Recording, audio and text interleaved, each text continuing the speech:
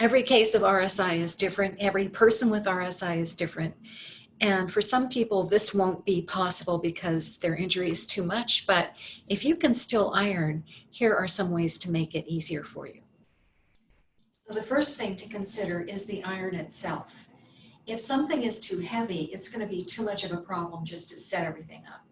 So you need something that's light enough for you to handle easily, that you like the feel of the iron, that the buttons that you push to allow steam to escape are going to be easy for your digits to operate. And basically that it's well balanced. It's a good fit for your hand. So take your time at the store. I always put my hands on a tool before I buy it because I want to know that I'm making a good investment. And then the next thing is, if you mist your clothes beforehand, it makes ironing go a little bit more easily.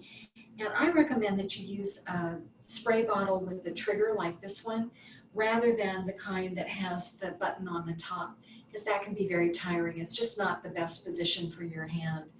And then once you've dampened everything down and you've got it all set up, then the steam is basically doing the work for you. You don't have to press, you don't have to struggle, you don't have to contort yourself. You can basically dance with your iron. You know, do a little side step up and down. You can do a little cha-cha. You can dance around in a circle, do a little foxtrot. And basically you're just using your body weight. You're sliding forward and back, which is a really effortless thing to do, and you're not putting all the strain on your arm and shoulder. So those are a few suggestions about making ironing a little bit easier and maybe a lot more fun.